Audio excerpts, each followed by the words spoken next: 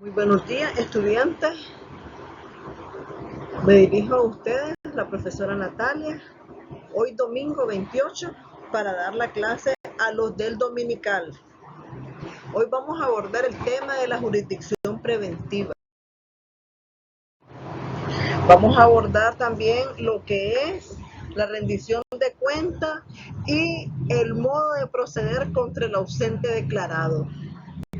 Dentro de los objetivos de este tema está el que el educando conozca lo que es la jurisdicción preventiva, aplicando este conocimiento al caso concreto y su tratamiento procesal.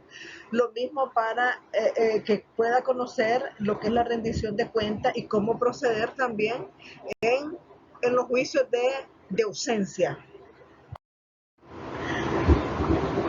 Como introducción tenemos que el legislador nacional llama ¿a qué? Llama jurisdicción preventiva, pues a la situación de pluralidad de órganos potencialmente competentes para conocer de estos asuntos. Pero como ya sabemos que la facultad de conocer de un asunto determinado es competencia y que ella implica estar revestido de jurisdicción, ya que un juez sin jurisdicción todas sus actuaciones son nulas e inexistentes. Significa de que el juez para ser competente tiene que tener jurisdicción, ¿verdad? Y cuando hablamos de jurisdicción preventiva estamos hablando de que hay una situación en que el juez puede tener pluralidad o existir pluralidad de órganos potencialmente competentes para conocer de estos asuntos, ¿verdad? Vamos a hablar un poco de la rendición de cuenta. ¿A qué le llamamos rendición de cuenta? Pues no es más que la obligación o deber jurídico de poner en conocimiento del propietario o administrador los hechos y los resultados patrimoniales relativos a una o varias operaciones determinadas de administración de bienes ajenos. Es decir, estamos frente al caso de que usted está administrando los bienes ajenos y tiene que rendir cuentas. En muchos de los casos, la persona que va a rendir cuentas, por lo general se le pide que rinda fianza, ¿verdad? Para evitar de esta manera la mala administración que pudiera hacer eventualmente en un futuro. La doctrina dice que es la reseña de la forma en que se han administrado los bienes ajenos. La rendición de cuenta entonces puede ser específica o descriptiva, que comprende todos los hechos y los resultados. Cuando decimos que es sinóptica, significa que solamente comprende los resultados. Los elementos que intervienen en la rendición, los elementos que intervienen en la rendición de cuenta está el cuentadante, que es el obligado a rendir la cuenta, el cuentaviente, que es el propietario con derecho a exigir que le rindan la cuenta, y el objeto, que es el negocio sobre el que se ha recibido la administración. El artículo 391 de nuestro Código Procesal Civil nicaragüense, en su inciso 14, establece que se conocerán y se decidirán por los trámites del proceso ordinario, cualquiera que sea su cuantía, las demandas en materia de, en este caso, la rendición de cuentas, ¿verdad? Cuando no haya documento que la justifique. Estamos hablando que no existe un documento, ¿verdad? Que pruebe que usted tiene que rendir cuenta, ¿verdad? Entonces, la rendición de cuentas se va a ventilar dentro del procedimiento ordinario. ¿Cómo es el tratamiento procesal para la rendición de cuentas? En la rendición de cuentas es necesario distinguir dos tipos de procedimientos. Uno, el juicio ejecutivo de rendición de cuentas y el juicio ordinario de rendición de cuentas, ¿verdad? Porque o te vas por la vía ordinaria o te vas por la vía ejecutiva. Eso va a depender del caso. Hablemos un poco del procedimiento ejecutivo. El procedimiento es cuando es ejecutivo, cuando existe a favor del administrado un documento indubitado que demuestra el deber jurídico de rendir la cuenta. Es decir, hay un documento que dice que sí tenés que rendir cuenta. Es decir, que existe un acreedor cierto de la rendición y un deudor cierto de la rendición. Unas cuentas concretas precisas que rendir, la mora del obligado y el documento como prueba, ¿verdad? Entonces, en este procedimiento, el documento puede prestar mérito ejecutivo y por eso te vas por la vía ejecutiva, ¿verdad? Derechos del ejecutado en el proceso ejecutivo.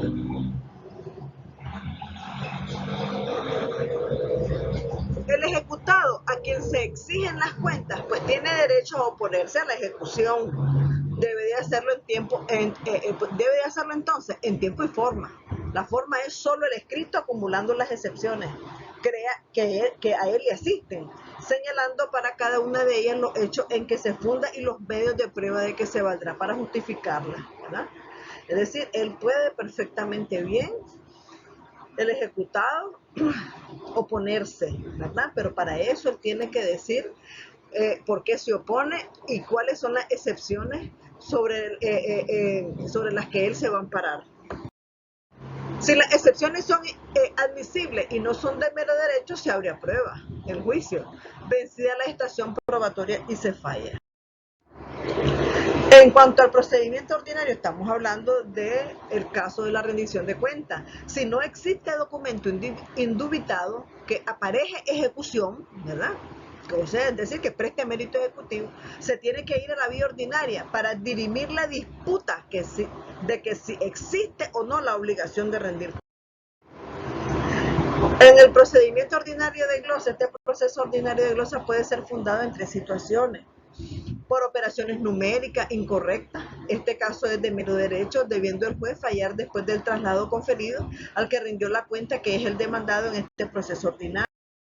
Otro caso sería por haber rendido la cuenta informalmente. Esto ocurre cuando no se cumplen los requisitos exigidos, como la carta cuenta, con especificaciones del cargo, data y saldo líquido, documentos enlegajados y numerados por orden de fecha y una relación sucinta de las operaciones, de lo que usted está rindiendo cuenta.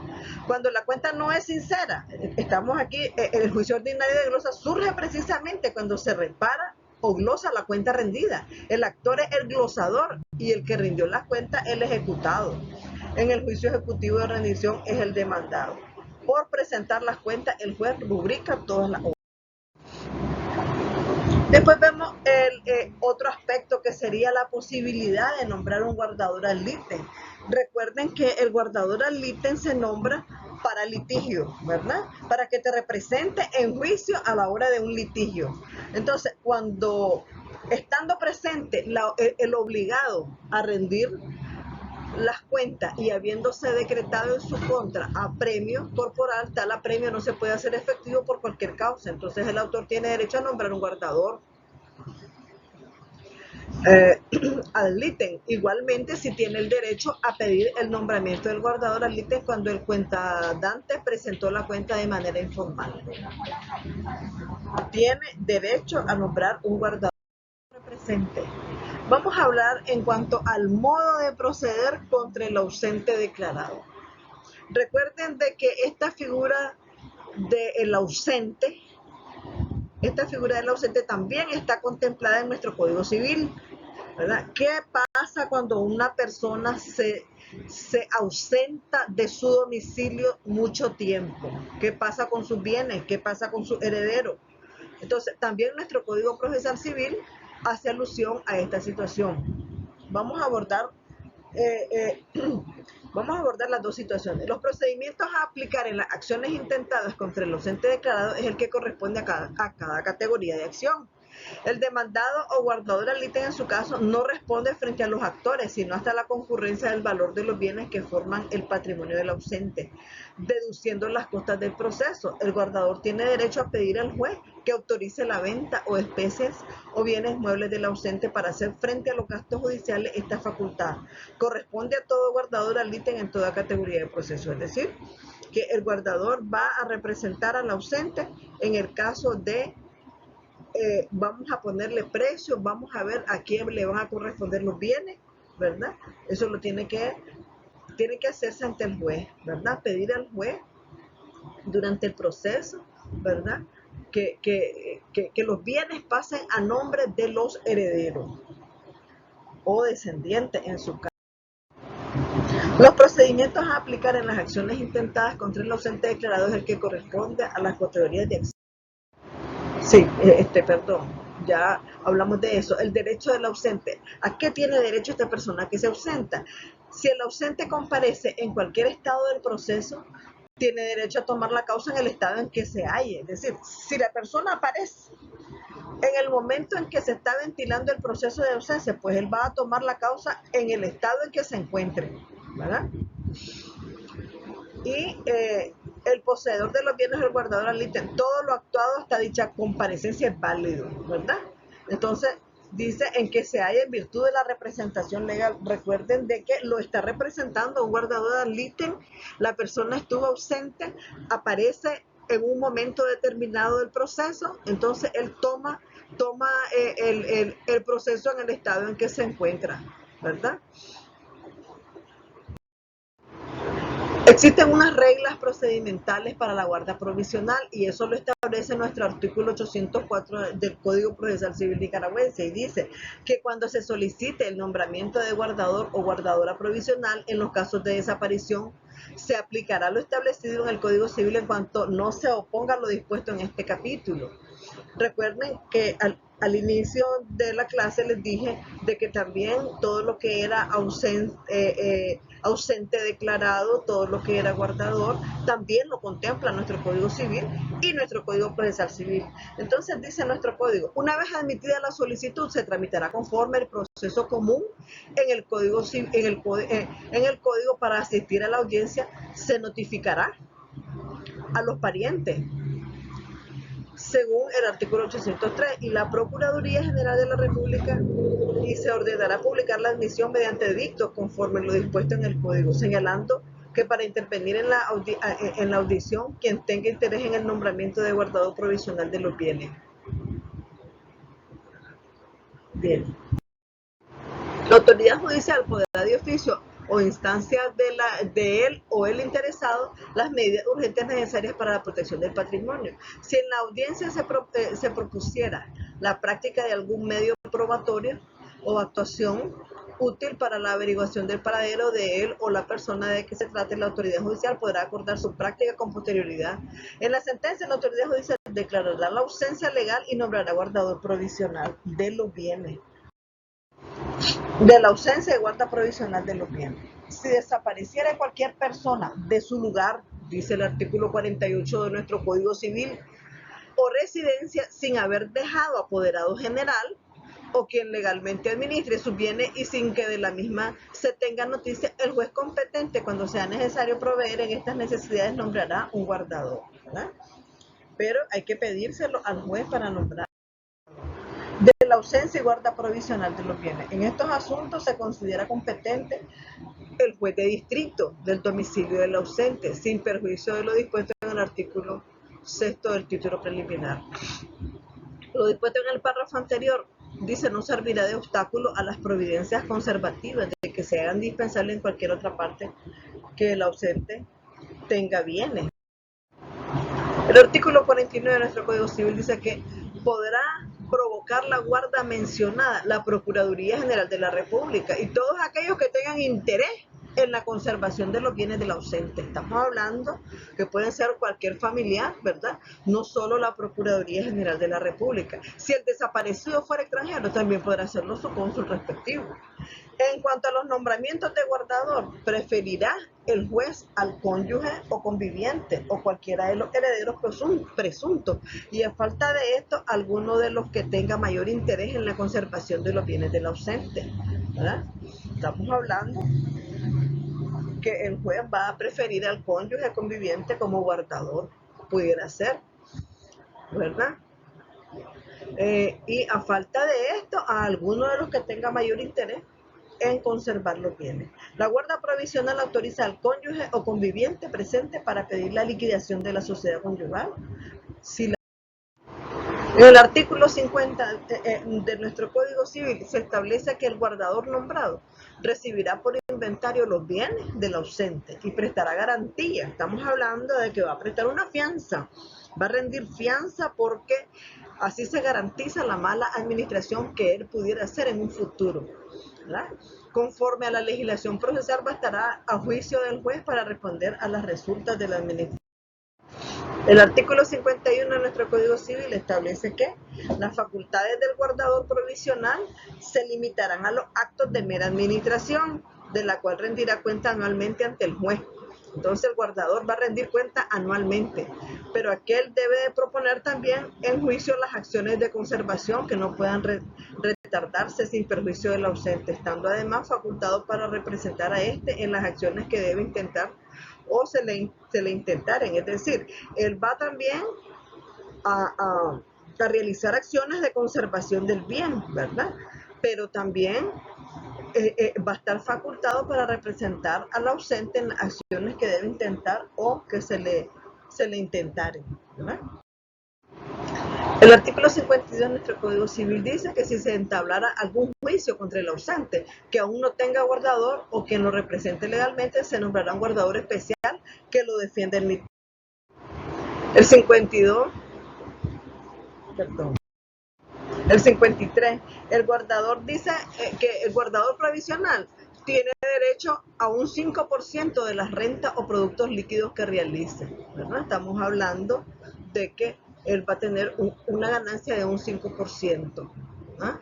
De las rentas o productos líquidos que realice. El artículo 54 establece que la Procuraduría General de la República está encargada de velar por los intereses del ausente y será siempre oído en los actos judiciales a que éste se refiera. Es decir, que se le va a correr traslado al procurador para que se pronuncie en juicio. Cuando se abre un juicio, por ejemplo, en el caso del ausente declarado en juicio, entonces se le manda a correr traslado al Procurador General de la República. El artículo 55 de nuestro Código Civil habla de que la guarda provisional termina. ¿En qué casos termina la guarda provisional? Bueno, porque regresó el ausente o por la certeza de que está vivo, de su existencia, por la comparecencia de mandatario con poder bastante o de persona representante al ausente. Es decir, estamos aquí frente a una persona que puede tener un poder generalísimo, ¿verdad? O un poder especial para representarlo, entonces no necesita de una guarda provisional. Por la constitución de la guarda definitiva, es decir, ya se nombró un guardador definitivo, ya el que está haciendo la función de guardador provisional ya no tiene sentido. Entonces la guarda provisional termina.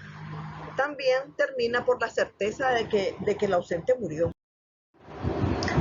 En el artículo 56 de nuestro Código Civil establece que transcurridos 4 años desde el día en que se desapareció la persona sin que se tuviera noticia o desde la fecha de las últimas recibidas se presumirá fallecido y podrán las personas reputadas como herederos en el tiempo de la ausencia o de las últimas noticias, ya sean legítimos o testamentarios, ¿verdad? Y una vez justificadas aquellas circunstancias con intervención de la Procuraduría, se decrete, todos ellos van a poder pedir ante el juez que se decrete la guarda definitiva y reclamar la entrega de los bienes del ausente, excepto en el caso de que éste hubiera dejado poder bastante, pues entonces únicamente podrá hacerse la reclamación desde que haya pasado 6 años. Si alguien tiene en su poder un poder generalísimo, por ejemplo, entonces tiene poder suficiente, ¿verdad?, para ver el problema de los bienes. Entonces no se pueden repartir hasta después de 6 años. Lo puede reclamar su heredero. A contar, dice, desde el día de la desaparición de los herederos y el cónyuge conviviente podrán, sin embargo, una vez pasados 3 años, en los términos ya expresados, pedir que el apoderado rinda garantía suficiente, es decir, que preste una fianza, ¿verdad?, si hay justa sospecha, ¿verdad?, de que aquel está realizando una mala administración y hay insolvencia, y cuando él no pueda o no quiera prestarla, se tendrá por nulo sus poderes. Es decir, si él no presta o no rinde la fianza correspondiente, la fianza de ley, entonces el poder que él tiene será nulo, ¿verdad? Causa también presunción de fallecimiento. La desaparición de cualquier persona domiciliada o residente en la República hubiera sido gravemente herida o en un conflicto de guerra, o que naufragare en un buque perdido o reputado por tal, o que se hallara en un lugar de incendio, terremoto u otro suceso semejante en que hubieran muerto varias personas sin que de ellas se tenga noticias por 3 años consecutivos. Entonces todo puede existir en este caso una presunción de que la persona Los 3 años se contarán desde el día del suceso. Estamos hablando de que tanto los herederos como la cónyuge sobreviviente tiene de todo el derecho de exigirle rinda fianza al guardador, ¿verdad? Al que tiene la guarda especial o la guarda provisional para que rinda la fianza. Si fuera conocido o desde un término medio entre el principio y el fin de la época en que el suceso ocurrió o pudo haber ocurrido. En este caso podrán igualmente los herederos reclamar la entrega de los bienes. El artículo 57 establece que la sentencia que constituya la guarda definitiva no puede pronunciarse sin que se haya llamado al ausente en 4 edictos. Es decir, que durante el proceso de declaración de ausencia hay que sacar el edicto 4 veces consecutivo, ¿verdad? Para que el que está ausente se entere de que está siendo declarado ausente, en el caso de que estuviera vivo. Y con intervalo cada uno de 4 meses por lo menos. También se fijarán los edictos en lugares públicos y no podrá darse cumplimiento al fallo sin que se publique este en la misma forma indicada para los edictos, ¿verdad? Entonces tenemos que, puede ser que pongamos los edictos en la tabla de aviso de los juzgados, ¿verdad? Y en cualquier diario de circulación o en el diario oficial de la Gaceta. El artículo 58 de nuestro Código Civil establece que si el ausente hubiere dejado testamento cerrado, el juez antes de pronunciar su sentencia mandará proceder a su apertura a fin de tener en cuenta sus cláusulas y proveer en su virtud a la guarda. Es decir, el juez va a tomar en cuenta cuál fue la última voluntad del causante desaparecido, porque no sabemos si falleció o solo está ausente. El artículo 59 de nuestro Código Civil establece que constituida la guarda definitiva, tanto los legatarios como todos aquellos que tengan derechos subordinados a la condición de muerte del desaparecido podrán hacer valer sus derechos, como en el caso de que verdaderamente, caso de verdadera muerte, o sea, que él hubiera muerto, en el caso que él estuviera muerto. En los plazos expresados en el artículo 56, podrán también los interesados a quienes este artículo se refiere, estamos hablando de los descendientes, todo el que tenga interés, pueden reclamar la entrega de los bienes a que tenga derecho una vez justificada la ausencia en la forma legal. El artículo 60 nos habla de que si aún después de establecida la guarda definitiva se presentara algún heredero que en el orden de sucesión deba de excluir al que se nombró guardador, podrá utilizar los medios oportunos para la revocación del primitivo nombramiento y la designación para el cargo de persona competente. Es decir, esta persona aparece, este heredero aparece, ¿verdad?, dentro del proceso, ya se nombró una guarda definitiva, entonces él puede perfectamente bien utilizar los medios oportunos para que se revoque ese nombramiento de guarda. Cuando los herederos presuntos no tengan la libre administración de sus bienes, ejercerán sus derechos por medio de sus representantes legales. Está claro.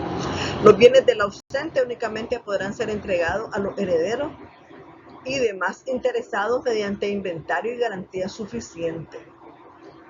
En el artículo 63 de nuestro Código Civil nos habla que si los herederos o los interesados no prestaren la referida garantía, continuará la administración de los bienes del ausente durante el tiempo en que ella sea necesaria, ¿verdad?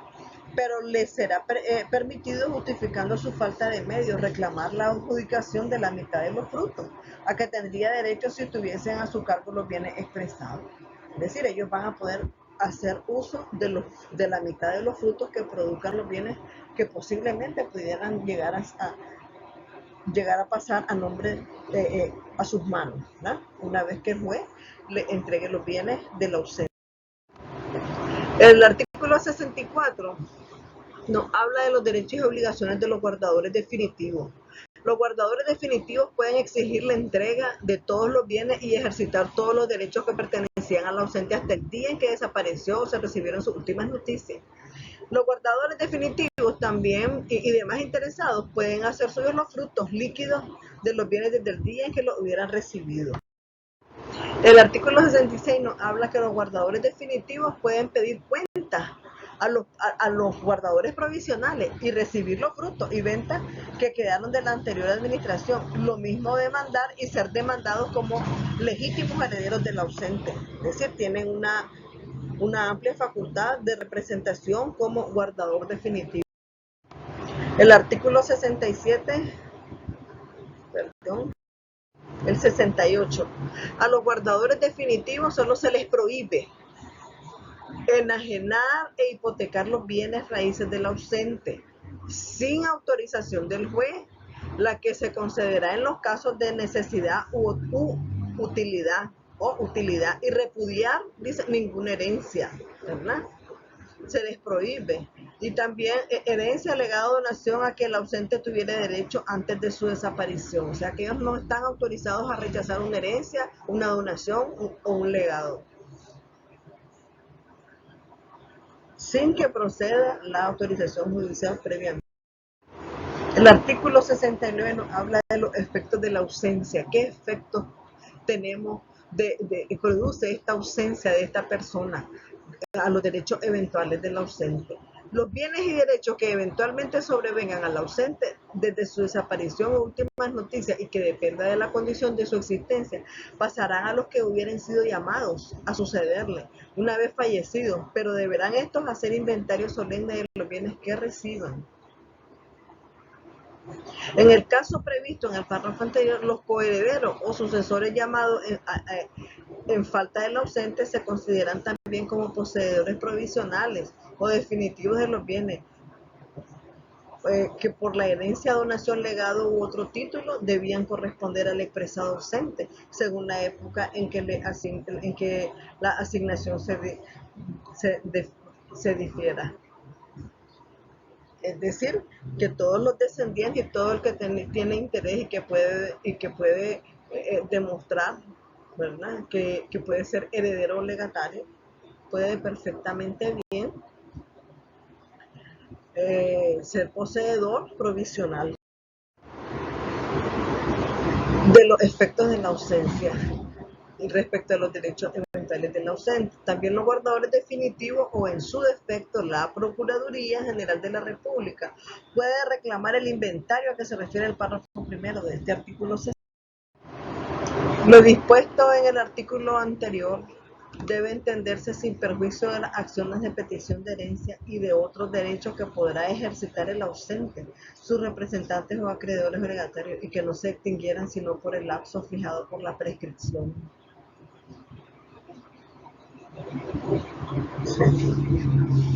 Es decir, que la ausencia de esta persona también surte sus efectos y también él tiene derechos eventuales de usted por estar ausente, ¿verdad?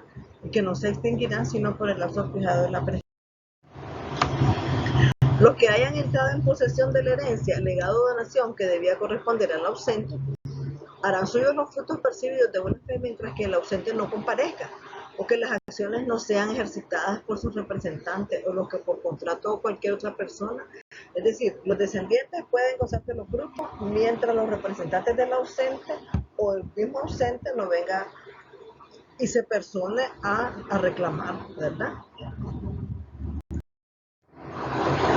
¿Cómo termina la guarda definitiva? La guarda definitiva termina, 1, porque aparece el ausente, 2, porque hay certeza de que esta persona murió por el lapso de 16 años. Y si el ausente cuenta con 70 años de edad, ya la guarda definitiva termina. En cualquiera de los últimos 3 casos referidos en el artículo anterior, quedan libres los herederos y demás interesados de la garantía que hubieran prestado y pueden disponer como suyo de los bienes del ausente, en el estado en que se encuentren los bienes, ya como es. El derecho concedido en este artículo a los ascendientes y descendientes prescribe pasado 10 años, ¿verdad? Ellos pueden reclamar estos bienes, ¿verdad?, del ausente, pero ellos tienen 10 años para intentar la acción, ¿verdad? Para intentar la acción, si no, esta acción prescribe a los 10 años. Apareciendo otros herederos que no sean los designados en el artículo anterior, solo podrán exigir los bienes del ausente cuando no hayan pasado los 16 años expresados en el numeral 3, artículo 72. ¿Verdad? Estamos hablando de que aparecen nuevos herederos, ¿verdad? Que los que están designados, entonces solo pueden exigir los bienes del ausente cuando no hayan pasado los 16 años. Si los 16 años ya pasaron, ya ellos no pueden venir a exigir. Muchas gracias por su atención y hemos terminado el tema correspondiente a este 28 de marzo 2020.